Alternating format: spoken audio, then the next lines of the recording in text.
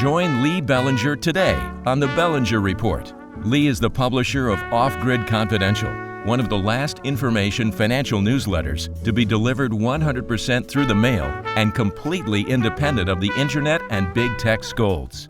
Lee has been publishing continuously since 1988 and is your guide to off-grid living.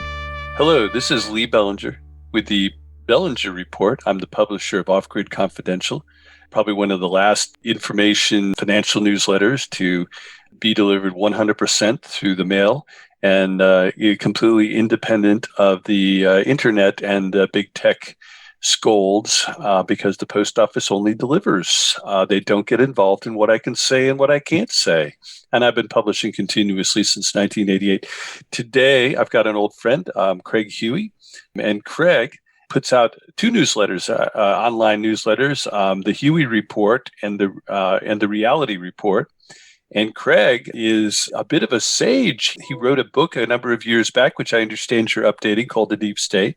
And you're one of the authorities on it. And you've been talking about election theft and all kinds of how the left has been getting away with murder for a long time. And you're advising Christian voters on how to organize. And something tells me down the road that you're going to be leading a lot of the charges against the big left-wing corporations that are fascists in the sense that they're publicly controlled but privately owned still, but not truly pro-liberty anymore, and that you'll be talking about pro-liberty businesses and educating Americans about that at the grassroots level. This is all critically important, as you and I have discussed. And you have another awesome book called The Christian Voter. And so, Craig, I think maybe the first thing we can discuss is your Deep State book. So you're updating it, and sadly, a lot of what you'd warned about has come true. That's and right. Now your book is out of date because it's been validated, and now you've got to forge on to bold new predictions. Well, so we certainly want to hear all about it. Yeah, well, let's put it this way: the book really isn't so much out of date. Is that so much has happened in the last couple of years that needs to be updated. Oh, yes. Because what the book does, it talks about this dramatic growth of the bureaucracy in Washington, D.C. and elsewhere. And it talks about how foundations and the media collude with the deep state. And it gives examples. And it talks about this whole issue that we just experienced with voter fraud. It gives details of how voter fraud takes place. And finally, it explains something most people don't know. Lee, you've been around for a long time. Don't remind me. I tell people you have probably the best newsletter in the world because you give a geo-economic point of view for investors and people interested in this country that they can't find elsewhere. And basically what you've seen over the years and what you've covered is that government's out of control. The bureaucracy keeps growing. For the first time, the bureaucracy was shaken up by Donald Trump. And we could talk about that if you want. But the bureaucracy is different than it was back in the 1970s, in the 1980s, or way before. What the bureaucracy is number one, every bureaucracy, Lee, wants to grow itself, wants to be able to get more tax money, more power, more influence. The second thing a bureaucracy does is that it wants to defend itself from attack, defend itself from any type of harm. That's been the history of bureaucracy. But President Obama added a third ingredient that has been taken over by President Biden on steroids. And that is the bureaucracy's third element is being ideologically driven. We have bureaucrats who are not good managers, but they're politicians that are believing in a vision of transforming our culture and our politics into a socialist type government. And they want to use the bureaucracy to achieve political ends. And this was going on under Obama. And Trump tried to stop it. He tried to drain the swamp. He tried to be able to downsize it.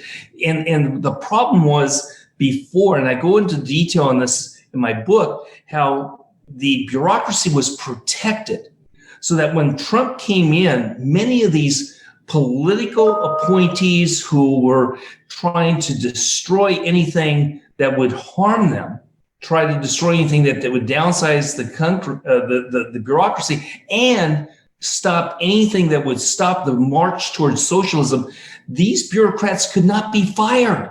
They were basically given life terms. And even the people who were doing the hiring in the executive service, they were made into career bureaucrats who could hire ideologues. So, Lee, many people were shocked that when Biden got in the office, he signed executive orders within a week.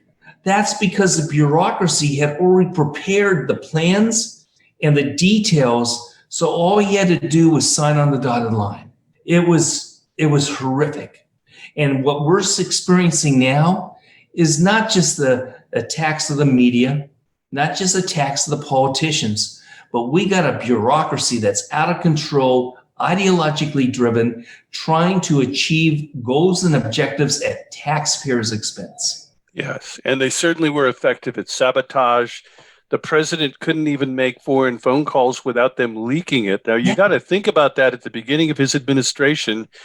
Who on God's green earth would have the power to take the president's calls and turn them over to the New York Times and Washington Post? I mean, there's not a huge job description of how many people have that type of access, and they just got away with it. They never got identified. It's unthinkable. It's unthinkable that this, and you knew that the president was in big trouble when he got in there, when you started seeing that, and it was done with nobody ever raised any questions about it. The first 6 months of him being president, there were literally hundreds and hundreds of leaks that were illegal, unethical, and immoral. Those leaks were out to destroy his policies and destroy the man. And guess what, Lee? How many leaks have happened since President Biden has been president? Oh, indeed. If you have a problem thinking about it, it's zero. Well, I don't think he has a whole lot to say behind the scenes. President Trump had a hell of a lot to say, but President Trump had a lot of press conferences. But you're absolutely right. I mean, I wish there was a politer way to say it, but you've got a hideous mannequin that they roll out for public appearances, and you've got all of these sneaky people behind the scenes that are actually running the show. I mean, I'm thinking maybe we should call for Harris to just be inaugurated so that at least have an honest face of who the administration really is instead of this guy who's perceived as a moderate. Maybe that would be that's an interesting idea. I don't know if people have the stomach for that, but I'm just saying, maybe we should start calling for her to be signed in, because if she was signed in, then at least we would know who we're dealing with instead of all these hidden powers behind the throne. That's like a spooky thing, not to mention he could get us into a war without a whole hell of a lot of problem. I mean, you saw what happened with FDR. He gave away Eastern Europe. He was sick. He gave away Eastern Europe. We were in 40 years of Cold War. We almost got annihilated in Cuba and a couple other times. So during the Cuban Missile Crisis of 62, for goodness sakes. I mean, these all sprung from FDR not being able to handle himself at Yalta, and he looked a hell of a lot like Joe Biden does today.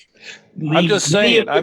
I don't need. And by the way, I mean, you're 100% right. My mom died of Alzheimer's. I'm not into attacking people because of their mental deficiencies, but for God's sake. Look at the bureaucrats around him with the Department of Defense, the Department of State, all these different government agencies that are planning. They're basically in a position of planning what I would call appeasement. It's a foreign policy of appeasement, and that's why Israel struck the nuclear issues involving Iran, because right now the State Department, the Department of Defense, and all these different agencies are on full-on attack against Israel and for the Palestinians. I don't think the president's even talked to the Israelis yet. It's insane. But I mean, it's crazier than that, because he comes into office and he treats American energy independence like it's a problem, attacking it like it's an actual problem. And so what we've got now, and not only do we have rise gasoline prices on the working people of this country and the working families of this country. But we also have a scenario where we're going to be involved in Iran's politics now, because we couldn't do this like we could before. Under President Trump, we didn't need their oil. No. We don't need their oil. And now they want to go back to us being dependent on Middle Eastern oil. I mean, are they nuts? No, it's their agenda that's I know. ideologically decision. Now, you mentioned something about foreign policy. I know most people are interested in domestic policy, but I got to tell you, you said something that is very, very true. We could be finding ourselves in a war because of the appeasement policies. Taiwan is the most dangerous issue around. Most people even don't know what the Republic of China, which is Taiwan, it's a pro-capitalist, anti-communist government off the shore. It used to be part of China. Many in Taiwan think that they're really the rulers of China and that the communists stole it from them. And the communists in China, that's one of their number one goals, is to take over China. This could be war. And the thing is, Taiwan is a mortal threat to the mainland in one way, because like a virus, it can reproduce. Yes. It's a showcase of 24 million people, of Chinese who are financially successful and innovative. And they can't, they're afraid of it. They're rightly afraid of it, because if Taiwan survives in the long run, that virus will ultimately the freedom virus will infect the mainland. Yes. And that is why it's a vital interest of the United States, not to mention that, the South China Sea, there's $4 trillion in commerce that goes through, at least it was pre-pandemic. Yes. Going through that region, and they're basically wanting to nationalize all that international water. That's right. And it's not about us getting in their face and interfering. It's like they want to annex a massive amount of international water so that basically our ships can't go through there anymore. It becomes a Chinese lake, and it's crazy. And so Taiwan also blocks them going out. That's right. To the west. Yes. So it's also a very important piece of real estate, and you've got people. Anyway, it's just. But I keep thinking about FDR at Yalta, and I look at him. I mean, he even looks like FDR at Yalta. He really does, and it ain't a pretty picture. And I'm like going, I'd rather have a Harris in there if we have to have a choice, because Joe Biden is a complete misrepresentation of his actual administration. And you've got this. I'll go back to this, Lee. Yes, Harris would be more articulate, but the thing is, it's these deep state bureaucrats he's put in, whether it's Harris or Biden, they're doing the controlling. I mean, what's happened with the military? It's a laughing stock to the military in China and the military in Russia and the military in Iran. What they're doing in undermining our ability. And I don't know if the viewers of this podcast know, but when, for example, Tucker Carlson attacked the military for not being prepared to fight off communist China and other enemies, he was attacked on taxpayers' money by the Department of Defense, by the Army, the Navy, Air Force, and the Marine. The military propaganda machine went after an American commentator. And whether the guy's right or wrong, never in the history of America has the military tried to propagandize within the United States.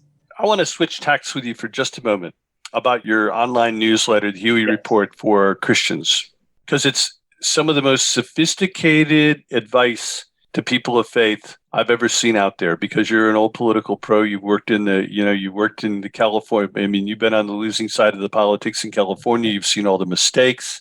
Your reporting foreshadowed, election night 2020 long before it actually happened. And I know that that your particular letter caught the attention of President Trump, and I'd like you to tell us just a little bit about how that went. And I haven't actually met President Trump, and I wondered if you could tell us a little bit about what he's like, what your experience with him was like, et cetera.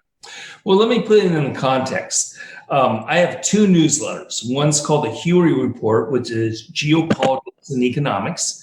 And the other one is the reality alert, which are for evangelical Christians. I got it backward. My apologies. It's okay. And reality alert is a newsletter that is for people of faith. They believe that Jesus Christ lived and died for their sins and set them free. And they have a worldview that's based upon biblical truth. And I write to them about what's going on. And yes, it's caught a lot of attention. It's created a lot of controversy. And we come up with original material people normally don't hear. They don't.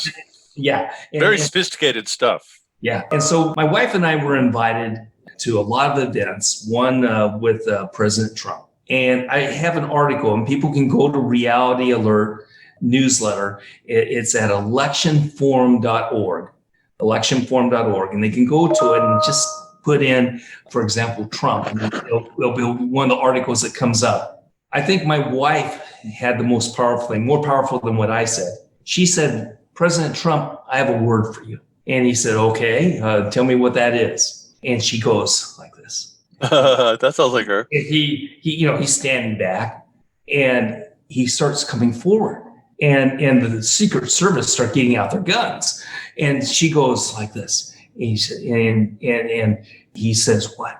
And she says, "Let me whisper in your ear." And so he turns and whispers in the ear. By this time, the Secret Service doesn't know what's going on.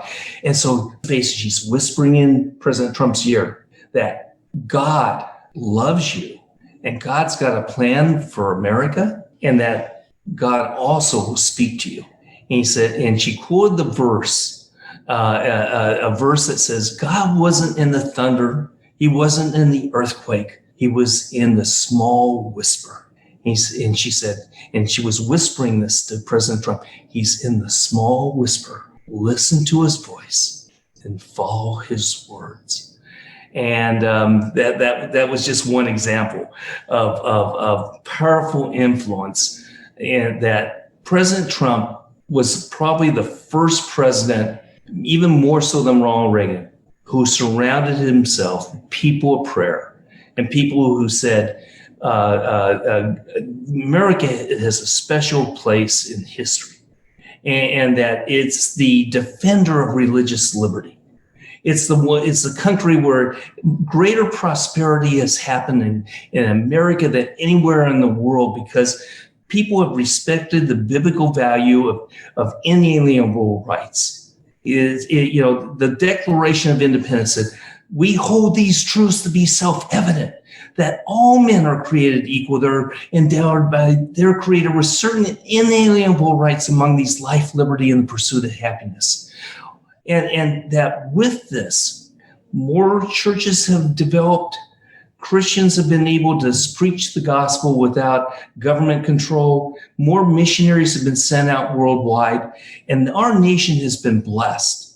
And so that's basically is the message to President Trump and the message to the world, that God has plans. And so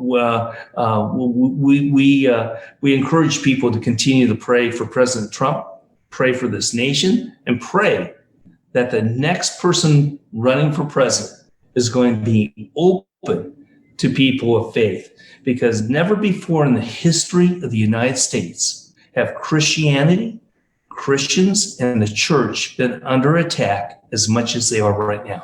That's right. And so I wondered if you had any thoughts on the state. One thing that we lack terribly have been pro-liberty entertainment. And I think in all, the social and building into the social model, we have at least 74 million households that are pro-liberty, and they've all been disenfranchised from the internet. Yes. There's roughly, really, it's more like 100 million people. I've told you this before, so they were disenfranchised and couldn't talk about Biden-Hunter on social media before the election. After the election, they couldn't talk about the election results, compare notes, talk about it, and it was all banned. And, I'm looking at that and I'm going, how do we fight back? And so then I think something actually good happened. So millions of conservatives went to Parler, which was an alternative, very small alternative to Facebook. And then all the big tech giants got together and they saw that Parler lifeboat in mid-ocean and they all machine gunned it and sank it. Just like the old U-boat commanders did, in World War II. And I'm wondering if that incident, I know that the machine gunning of helpless people in the water in mid-ocean after the ship had been sunk, that galvanized Americans against the Nazis. But I'm wondering if the Christians, if conservatives and pro-liberty Americans, even if they're atheists, that's okay. That really is okay. And, if they're pro-liberty, we need them. And, if they could be tolerant of Christians and the reverse, that's awesome. And, so I see that they do have something like Pureflex and they have some embryonic new things that are going. And I wondered if you've been paying attention to that trend and see options. And, sometimes when something bad happens, like the machine gunning of Parler in mid-ocean, when something bad happens like that, good things come out of it because we're both old pros and we both know that the law of unintended consequences often works in our favor. Because if you're, one of the great things about the flaws in human nature does protect us. If you're blinded by hubris, which does blind you, you make mistakes. And I'm really counting on that for the other side to make some of these mistakes because they've had their way for so long. And I'm wondering if Pureflex and those types of things, do you feel like we're going to see the emergence of a new internet? I mean, there's 100 million people who don't have a home now. And you're like, one of the reasons I talk to you normally, I don't talk, my publication is pretty darn secular in how I report things. But the situation is so dire right now, I think it's time to have that conversation with people. And so if you've got some thoughts on where I certainly do. We have a situation right now where if somebody is reading Apple News, somebody is getting their news from Facebook or from, any type of online service, if they do a Google search, Lee, if I do a Google search right now on any topic, let's say I do it on Black Lives Matter. Let's say I do it on inflation and the growing economic debt. If I do that search, Google will marginalize anybody that comes up with a conservative or libertarian or free market point of view. What will happen is basically this, that I'll get maybe 10, 12 pages before all of a sudden I see Newsmax or National Review or Town Hall or Cato Institute. Nobody searches that deep. Nobody goes down that deep. They put at the top CNN, MSNBC, and Newsweek, and the American Center for Progress, and all these left-wing groups. That's how people are getting their information. They're being duped. They're being lied to. It is discrimination against the free flow of ideas. And so more and more people understand this. They understand that they're not getting the truth. And this has become so self-evident and so people are becoming more and more aware. I believe that these alternative sources like Parler are going to boom. I believe that you're going to see this monopoly that's taken place come crashing down. And that's why you see big tech like Facebook and Twitter and Google saying, hey, we need a little bit of regulation here, because they'll manipulate that regulation to stop competition. They'll use the government bureaucracy and the FCC and the FTC and the government agencies to protect their monopoly. We've got to be diligent in what's done to be able to protect freedom of speech and freedom of thought. And really, the free market's going to bring out different competition. Netflix, 80% of Netflix are horrific programs from a propaganda point of view. My wife and I were watching, Lee, this Netflix program, and we're thinking, man, this is such a great action program, constantly keeping us on the edge of our seats, great acting, great entertainment, but it had a message that was anti-conservative and anti-freedom, really. And it was all hidden in there. They have an agenda. And yes, you could, like on Netflix, put down Christian movies or conservative films, and a few things will pop up, but you have to really search for them. Pureflex. Your readers, your viewers should get Pureflex, where they can be 100% confident about what the content is. It's a competitor to Netflix. And there's going to be more competitors. And more competitors will be coming out with search. More competitors will be coming out with things like Twitter and video. Oh my gosh, video by YouTube is so discriminatory. It's unbelievable how they're silencing truth, how they're outlawing truth, and they're banning video after video of truth. There's other ways of being able to get out there, and that's going to start booming. And so people have to be aware that these alternative sources exist and start using them. And so I'm excited. So I do tweets. I have Facebook. My tweets have been marginalized by Twitter. They have shrunk my reach down dramatically. Facebook, I used to do articles and go all over the internet. Google would report on it. It'd be everywhere. Now it's shrunk down and their algorithms are discriminating against us. We've even had ISPs. There have been ISPs where people, any of your viewers, they're in a certain area, they get the internet, the ISP, usually a phone company like Verizon or something, they will take the email. Well, what they did is that anybody who got my email, they click on an article, nothing would come up. They just got the email and they couldn't get to the internet because the ISP was blocking it. We had a 6-month battle to be able to open up from 2 ISPs that were doing this.